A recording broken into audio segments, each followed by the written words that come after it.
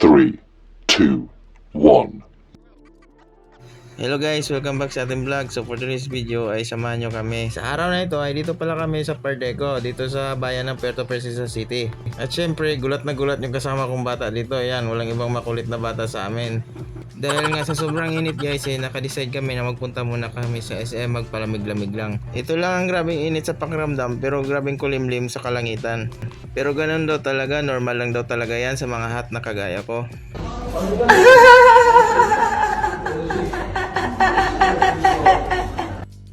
At sa wakas, nakarating na rin kami. Dito kami magdaan sa may supermarket ng SM. Ano kaya meaning ng SM? Yan siguro no, yung supermarket.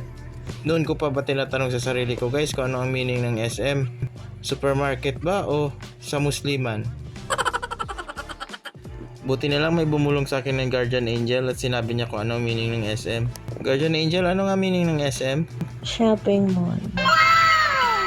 At dito na rin kami sa loob guys, medyo nanibago pa ako kasi parang ang lamig dito, ang init sa labas. Pagkatapos namin dito sa SM guys ay pupuntahan namin yung mga tropa ko sa NCCC kung saan ako nagtatrabaho dati. Tungod dahil wala pa tayong sahod guys dito sa ating pagbablog, ay ito muna ang aming himuon.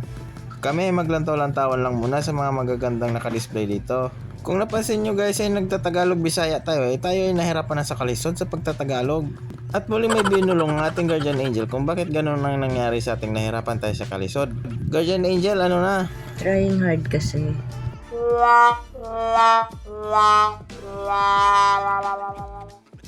Kahit na wala kaming kwarta guys ay na-enjoy pa rin kami kasuri-suri dito sa loob ng SM.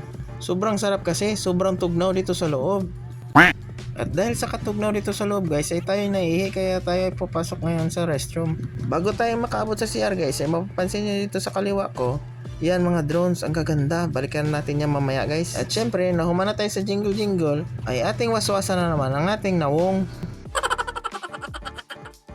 At gaya ng sabi ko nga sa inyo guys ay babalikan natin itong mga drones. Wow, grabe kagwapo ang mga drones guys, pero grabe po kagwapo ang ilang mga presyo. So tayo guys ay hanggang tingin-tingin na lang.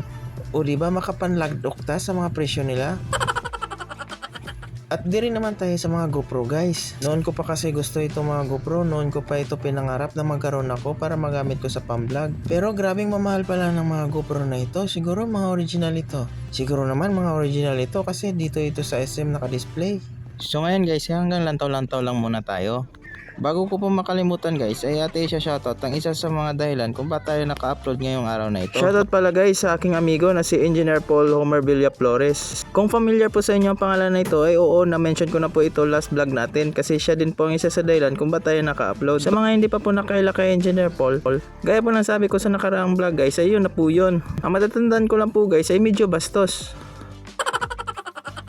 Joke lang po engineer, sana po ay pagpatuloy na inyong kabuutan. At sana ay lagi kayong magsuporta sa ating channel na ito.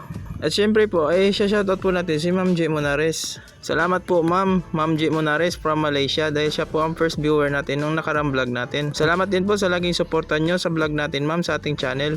Syempre ma'am, happy birthday na rin po sa inyo. God bless po and more birthdays to come, more cake to slice. At ngayon, ibabalik ko kayo guys sa ating nalantaw kanina, yung mga presyo ng mga GoPro, ang mamahal talaga guys. Sana ibalang araw makukuha natin ito. Isa din po guys yung suporta nyo sa ating channel para maabot po natin ang mga pangarap natin sa buhay. Kaya sa ngayon guys, hanggang tingin-tingin lang muna tayo. Basta ang gaganda talaga. Someday makukuha ko din yan, magagamit din natin yan.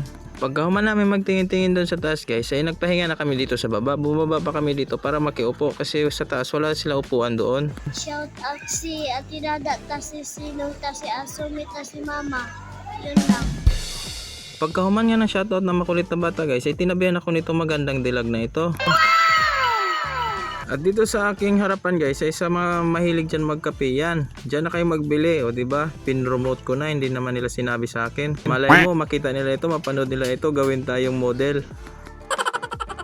Ug diri sa kabilang side guys ay nakita ko yung congenital twin. Kawawa naman sila. Para ako ang nahirapan sa kalagayan nila, iisang ulo lang po sila. Sana po ay isali natin sila sa mga dasal natin araw-araw, gabi-gabi. At sa part na ito guys ay nakadecide na kami, magpunta na kami sa NCCC. At sa di inaasahan guys ay may tumatawag sa akin sa likuran. Hey. Nag-vlog ka? Oo. Hi! Medyo ka na nagtatrabaho? Yeah. I-share ko lang po sa inyo guys. Siya po ay dating dicer kung saan ako nagtatrabaho dati. Diyan po sa may NCCCC. Naglakad lang po kami guys kasi lalakarin na lang po. Malapit lang po ito. At ito pasulod na kami guys. Ayan, nararamdaman ko na yung lamig ng loob. At excited na rin ako na makita ko ang mga kauban ko dati sa loob na NCCC. Sexy ah. Ay gano'n talaga pag Magulat mo na. dito po ay iniisa-isa ko ang mga lane kung saan sila naka-assign. At tungod dahil wrong timing tayo guys ay may orientation pala sila sa 4th floor ng NCCC Mall. Kaya hindi po lahat ay ating nakita, hindi lahat nating mga tropa.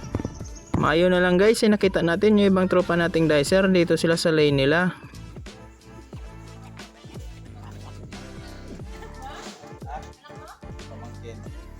Video man niya.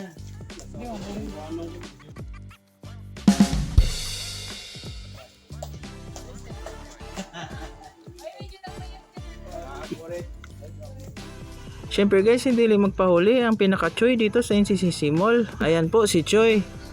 Bata pa po yan kung mahalataan nyo. Yan po ang heartthrob namin dito sa supermarket dati. Tungod alas 3 na guys ay sasayaw na ang mga taga NCCC Mall. Siyempre sasali tayo. Oh yeah.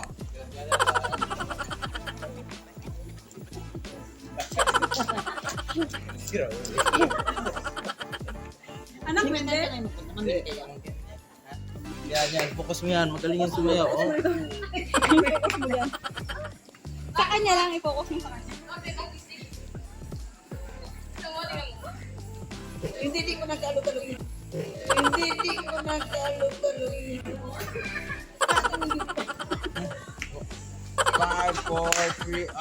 Pagkatapos ng part na yan guys, sa sayaw-sayaw ay nagutom kami kaya pumunta kami dito sa may activity area.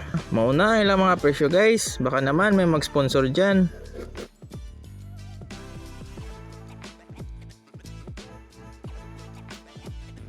Ano pa ba guys ang huhulatin natin? Tara na, kainan na!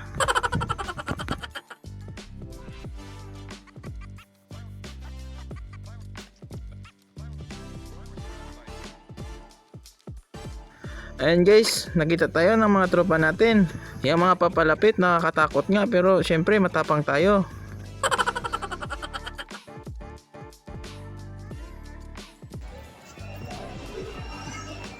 Gong pa mo, gong.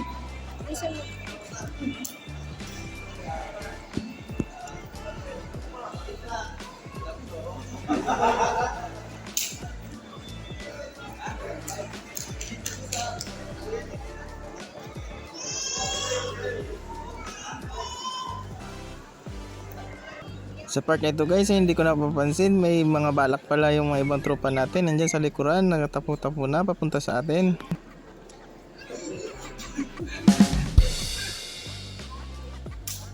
Bruh.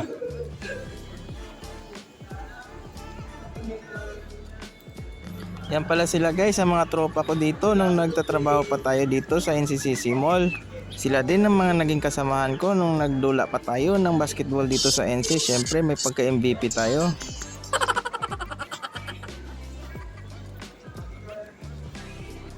Sa part na ito guys ay sila mag time in na. Kaya sila nagbabay na sa akuan. Sabi nila magpasok na daw sila. Maliban na dito sa dalawa guys na nagpaiwan, ihahatid ko na sana kung saan sila pero napansin nila kasama ko pala ang aking pinakamagandang asawa. Syempre close na close din yan sila kaya ito babalik yan sila. Hindi daw kasi nila napansin na ako ang asawa ang nagbibideo sa amin.